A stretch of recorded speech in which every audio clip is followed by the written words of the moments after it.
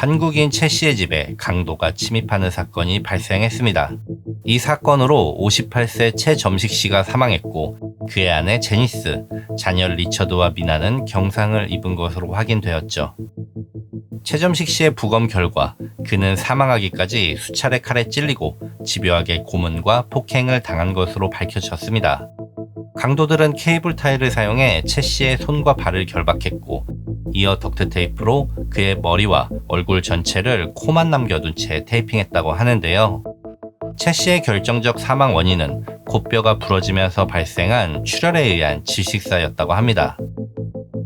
부검인은 원한을 가진 사람에게 당한 게 아닌가 싶을 정도였다고 말하며 사망하기까지 최 씨가 굉장히 괴로운 시간을 보냈을 거라고 말했습니다.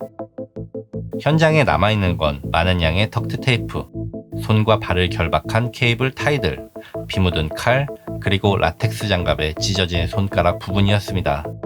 이 남자는 대체 왜 이렇게나 끔찍한 일을 당하게 된 걸까요? 최점식 씨는 한국에서 태어나 자랐습니다. 가난했던 가정 형편에도 그는 열심히 공부했죠. 육군 사관학교를 졸업하고 장교로 창창한 직업 군인의 삶을 이어갔습니다. 이후 그가 왜 전역을 했는지는 알려지지 않았지만요. 전역을 한 뒤 그는 아메리칸 드림을 쫓아 미국으로 이민을 왔죠. 펜실베니아주 노스 웨일스. 이곳은 대도시 필라델피아에서 차로 1시간 거리로 대도시의 인프라는 누리면서도 대도시의 번거로움이나 복잡한 삶은 피할 수 있는 교외 도시였습니다. 한국에서 힘들고 팍팍한 삶을 살아온 최점식 씨에겐 더 바랄 나위 없는 환경이었죠. 최 씨는 똑똑하고 유능한 사람이었습니다. 다가오는 미래에는 미용 산업이 유망하다고 판단했고 필라델피아에 뷰티 미용 매장을 열었습니다. 우리나라로 치면 올리브영 같은 곳이었는데요. 그의 사업은 아주 번창했다고 합니다. 꽤나 많은 부와 인지도를 쌓았고 아내와 2 아이를 둔 행복한 가정을 꾸렸죠. 그리고 비극은 예고 없이 찾아왔습니다. 2009년 1월 9일 오전 5시 10분 최 씨와 아내 제니스는 출근을 위해 일찍 일어나 준비를 마쳤습니다. 이 사진이 실제 최 씨가 살았던 집인데요. 집은 단독주택이었고 집 내부에는 차고로 이어진 공간이 있었습니다. 차는 차고의 앞에 주차되어 있었죠. 최 씨가 차고를 지나 차로 향하고 있을 때 제니스는 신발을 신고 있었습니다. 그리고 그때 무장한 괴한 3명이 남편을 거칠게 밀치며 차고로 들어왔죠. 괴한 1명이 아내 제니스를 붙잡고 있는 동안 2명의 괴한이 케이블 타이로 최 씨의 팔과 다리를 결박하고 덕트 테이프로 입을 막은 뒤 무차별적인 폭행을 이어나갔습니다. 제니스는 소리를 지르며 그만두라고 했지만 괴한들은 말을 들을 생각이 없었죠. 잠시 후 최 씨를 구타하던 괴한 1명이 제니스에게 총을 겨누고 금고가 어디 있는지를 물었습니다. 돈과 귀중품을 내놓으라고 말입니다. 목숨의 위협을 느낀 그녀는 괴한들에게 안방에 있는 금고를 열어줬죠. 괴한들은 금고 속 현금, 통장, 도장들을 모두 챙겼고 집안에 있던 장신구나 가방 등 돈이 될 만한 것들을 챙기기 시작했습니다. 그러던 그때 옆방에서 자고 있던 딸 미나가 소란스러운 소리에 잠에서 깨어 방 밖으로 나왔죠. 그리고 이내 괴한들에게 제압당하고 말았습니다. 괴한들은 계속해서 집안을 뒤졌고 이내 자고 있던 아들 리처드까지 찾아냈죠. 최 씨는 그대로 차고에, 아내 제니스와 아이 둘은 지하실로 끌려가 손과 발을 덕트 테이프로 결박당했습니다. 가족들의 말에 따르면 당시 지하실에는 괴한 1명만 남아 감시를 하고 있었다고 합니다. 그러다 무슨 일이 있는지 그가 잠시 자리를 비웠다고 하죠. 그리고 제니스와 아이 둘은 이때 뭐라도 해야겠다고 결심했다고 합니다. 2 아이들의 도움으로 제니스는 손과 발에 감긴 덕트 테이프를 겨우 뜯어냈고 그녀는 그 즉시 지하실 뒤쪽 문으로 빠져나가 이웃집으로 미친 듯 달렸습니다. 괴한이 언제 다시 돌아올지 모르는 상황에서 아이들과 같이 탈출하기보단 먼저 빠르게 신고를 하는 게 낫겠다는 판단에서였다고 합니다. 아이들의 말에 따르면 잠시 후 돌아온 괴한은 제니스가 사라진 걸 보고 크게 당황하는 듯 했다고 하죠. 그가 이내 다시 자리를 비웠고 이번에는 여동생의 도움으로 덕트 테이프를 풀어낸 리처드가 지하실 문을 안쪽에서 잠궜다고 합니다. 그리고 아이 둘이 할 수 있었던 건 그저 그들이 돌아오지 않길 간절히 기도하는 것뿐이었죠. 다행히도 괴한은 다시 돌아오지 않았습니다. 도주한 제니스가 신고했을 걸 우려했는지 그들은 훔친 물건을 챙겨 이미 집을 떠난 후였죠. 잠시 후 현장에 경찰이 도착했을 때 제니스는 남편을 살려달라고 소리치며 이웃집에서 달려나왔다고 합니다. 하지만 안타깝게도 이때 이미 채 씨는 차고에서 사망한 상태였습니다.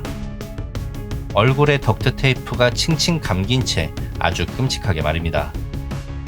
경찰들은 현장을 조사하는 한편 가족들에게 아침에 겪었던 일들에 대해 묻습니다. 이날 괴한들은 처음 집에 침입했을 때부터 얼굴을 전혀 가리지 않은 상태였는데 다행히 가족들은 급박한 상황이었음에도 괴한들 중 2명의 얼굴을 똑똑히 기억하고 있었습니다.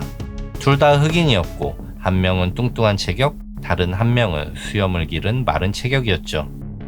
경찰은 먼저 이 2명의 몽타주를 언론에 공개하고 이들을 공개 수배합니다.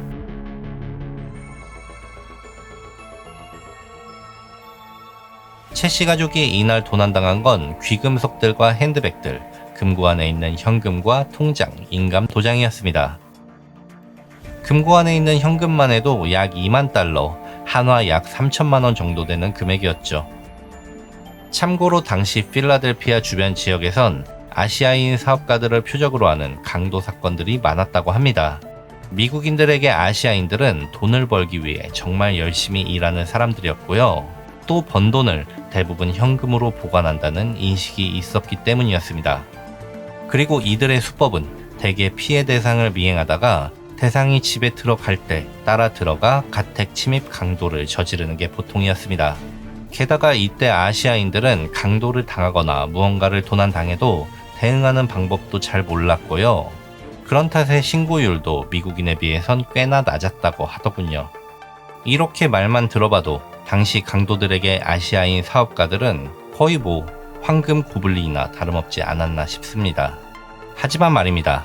당시 사건을 맡았던 수사관에게 이 사건은 조금 다르게 보였다고 하죠. 먼저 이 지역은 치안이 제법 좋은 편이었기 때문에 이런 사건이 발생한 건 이번이 처음이었습니다. 그리고 굳이 이 동네에서 꼭 채 씨네 가족을 타겟으로 삼을 이유가 없었죠. 채 씨가 특히 돈 자랑을 하고 다니거나 한 것도 아니었고요. 주택 위치가 눈에 잘 띄지 않는다거나 하지도 않았습니다. 이렇게 말하면 안 되지만 강도들에게 더 좋은 먹잇감들도 많았습니다.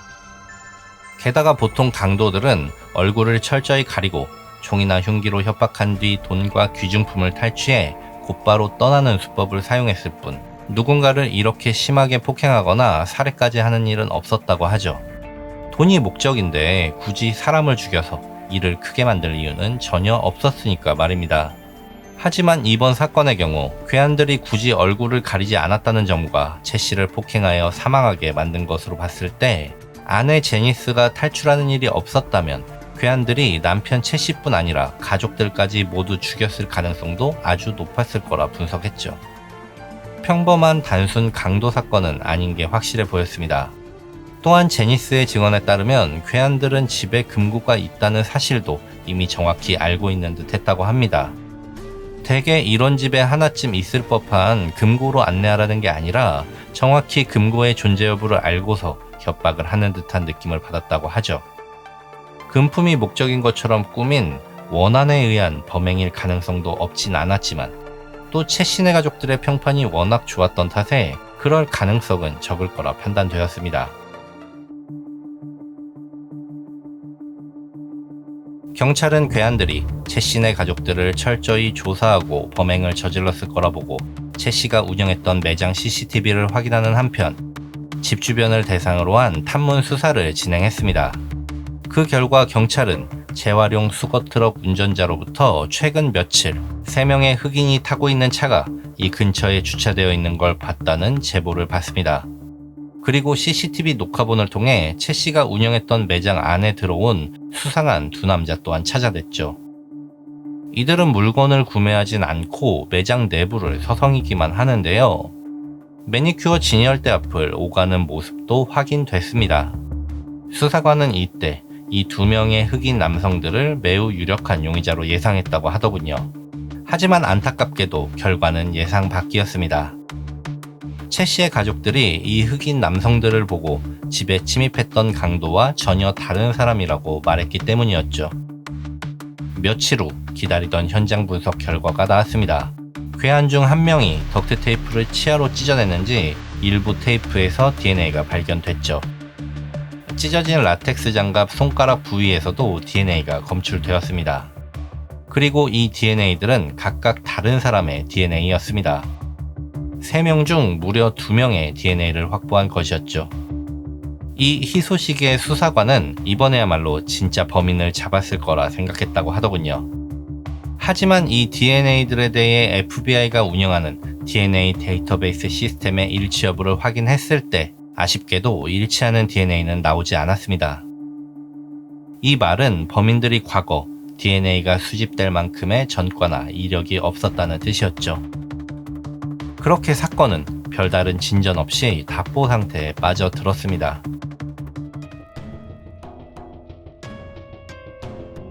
사건 발생으로부터 2주 뒤 피해 가족들이 추가로 진술을 하게 됩니다. 정신이 없어서 생각도 못하고 있었는데 당시 괴한 중 한 명이 누군가와 통화하는 걸 들었다고 말입니다. Recall one of them being on the phone saying things like, just wait a minute, they don't have anything, they don't have any money, that's all they got.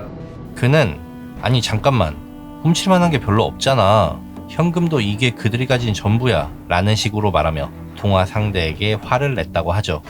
그리고 경찰들은 외부에 조력자 혹은 공범이 있을 것이라고 예상하고 이 마을 휴대전화 기지국 데이터를 조사하기 시작합니다. 다행히 이 지역은 통화량이 많지 않은 지역이었기 때문에 경찰은 3개의 특정 휴대전화 번호가 이 근방에서 서로 지속적으로 연락을 주고받은 걸 확인하게 됐죠. 무려 사건 발생 3주 전부터 말입니다. 하지만 아쉽게도 이 번호들은 모두 선불유심을 사용했고 이미 사용이 만료된 상태였기 때문에 번호만으로 사용자들의 신상 정보를 파악할 순 없었습니다. 경찰은 이 3개의 번호들을 통해 발신된 내역을 추적하기 시작했죠. 그리고 사건 발생 당시 이 중 한 번호가 나머지 2개의 번호 외에 또 다른 휴대전화 번호로 발신한 기록을 찾아낼 수 있었습니다. 게다가 다행히도 이 수신 번호는 선불유심이 아니었습니다. 이 번호에 등록된 사용자는 안젤로 신, 아시아계 25세 남성으로 거주지는 채 씨네 집에서 2마일 떨어진 곳이었죠. And I yelled down the hall to my fellow detective, a couple offices down. I said, "Who's Angelo Shin?" And he said to me, "That's the nephew. That's where the Chays are staying." 그리고 이 안젤로라는 남성은 충격적이게도 사망한 채 점식 씨의 조카였습니다. 채 씨 아내 제니스의 여동생도 미국 이민자입니다. 이 자매는 각각 가정을 꾸린 후에도 서로 의지하며 잘 지냈다고 하죠. 기댈 곳 하나 없는 타지에서 두 가정은 하나의 가족과도 같았다고 하더군요. 그리고 안젤로 씨는 제니스의 여동생의 아들입니다. 그러니까 정확하게 채 씨에게는 처조카 되는 사이였죠.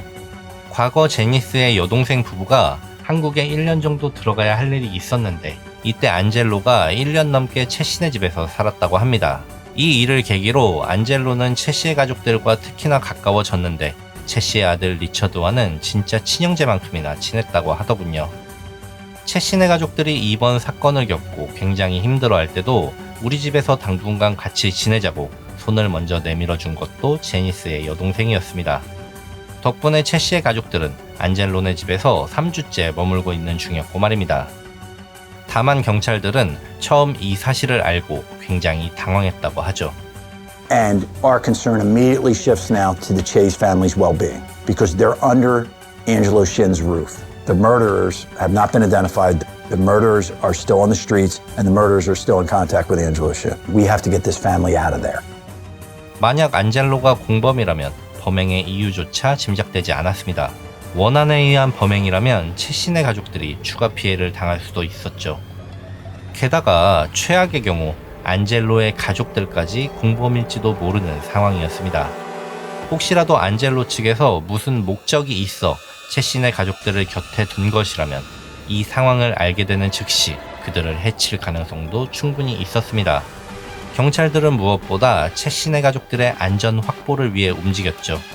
수사관은 리처드에게 은밀히 연락하여 추가 조사가 필요하다는 핑계로 채신의 가족들을 경찰서로 불러들였습니다. 그리고 다행히도 큰 문제 없이 가족들의 안전을 확보할 수 있었다고 하죠. 이후 경찰들은 안젤로를 소환해 신문을 진행했습니다. 그리고 그는 이 일과 전혀 관련이 없다고 강력히 항의했죠. 하지만 경찰 측에서 범인들과의 통화 기록, 기지국 조사 결과를 들이밀자 그때서야 안젤로는 자신이 저지른 범행 모두를 인정하게 됐습니다. 그나마 불행 중 다행이라고 해야 할까요? 안젤로의 다른 가족들은 이 사건과 관련이 없는 것으로 확인되었습니다. 그렇다면 그는 대체 왜 삼촌을 살해하게 된 걸까요? 안젤로의 자백에 따르면 그는 작은 휴대폰 매장을 운영하고 있었는데 손님으로 온 23살의 조셉을 만나게 됐다고 합니다. 그리고 조셉은 소위 말하는 이 동네 뒷골목의 불량배였다고 하죠. 그런데 말입니다. 안젤로는 그런 조셉의 무리와 너무나도 어울리고 싶었다고 말했습니다. 그래서 그에게 관심을 끌어야겠다 싶었다고 말이죠. 그리고 안젤로는 자신의 삼촌 자랑을 시작했다고 합니다. 우리 삼촌이 정말 돈 많은 사람이라고 말입니다. 그러다 나중엔 채 씨가 현금 10만 달러, 그러니까 한화 1억 5천만 원 정도는 바로 금고에서 꺼내 융통할 수 있을 정도의 부자라는 거짓말까지 하게 됐다고 하죠.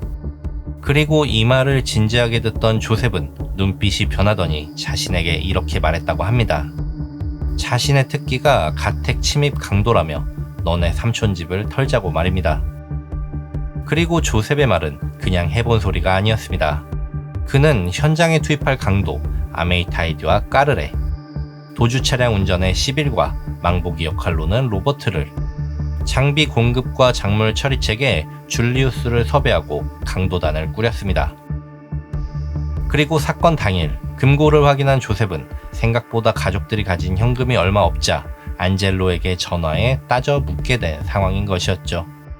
안젤로는 정말 조셉과 친해지기 위한 장난일 뿐이었고 그가 진짜로 할 줄은 몰랐다고 억울함을 호소했습니다. 그러다 상황이 심각해지길래 조셉에게 아무도 다치게 하지 말라고 부탁했지만 이렇게 되어버렸다고 말입니다. 하지만 결과적으로 안젤로는 이날 있었던 강도짓의 결과물을 조셉으로부터 분배받은 것으로 확인되었습니다. 필라델피아의 접선지로 이동해 자신의 몫으로 2,000달러를 받았죠. 겨우 300만 원을 말입니다.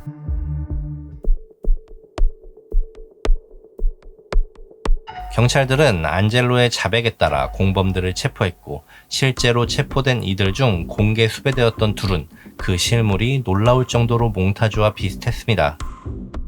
DNA 대조 결과 현장에서 발견된 찢어진 라텍스 장갑 안쪽의 DNA는 행동대장 조셉의 것과 덕트테이프에서 발견된 DNA는 아메이타이드의 것과 일치했죠.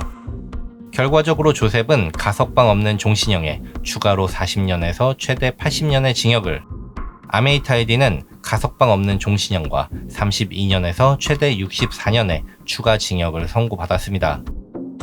도주 차량 운전을 맡은 시빌은 4년에서 최대 8년의 징역과 보호관찰 20년을, 망을 봤던 로버트는 24년 6개월에서 최대 49년의 징역을, 장비 공급, 작물 처리를 맡았던 줄리우스는 16년에서 최대 32년의 징역을 선고받았죠.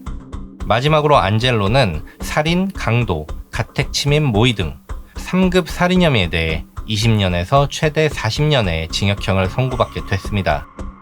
다만 까르레의 경우 상황이 조금 이상했습니다. 정말 간단하게 요약을 하자면요. 안젤로의 증언과는 다르게 까르레 본인은 사전 답사는 같이 했으나 실제 사건 현장에 있지는 않았다며 본인의 무죄를 주장했습니다. 채 씨 가족들도 괴한 셋 중 2명만을 확실하게 기억했을 뿐 까르레가 현장에 있었다고 확답을 하지 못했죠. 그리고 체포된 나머지 5명 중 조셉은 묵비권을 행사했고요. 나머지 4은 증언이 각각 엇갈렸습니다. 그렇다고 현장에서 까르레의 DNA가 발견된 것도 아니었고 말입니다. 나중에는 경찰이 까르레로부터 범죄에 가담했다는 증언을 확보했지만 이게 또 절차상의 문제가 제기되었죠.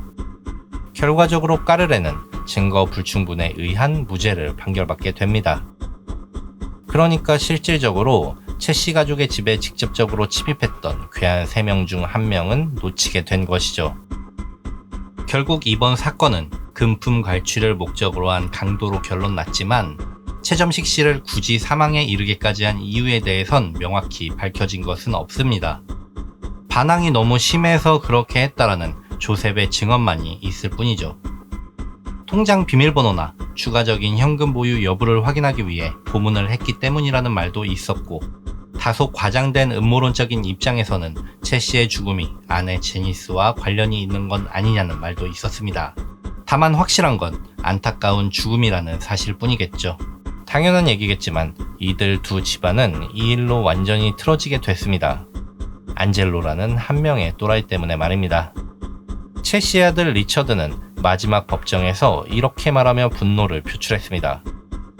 안젤로는 같이 자란 가족이었으나 결국엔 최악의 배신을 저지른 배신자다라고 말이죠.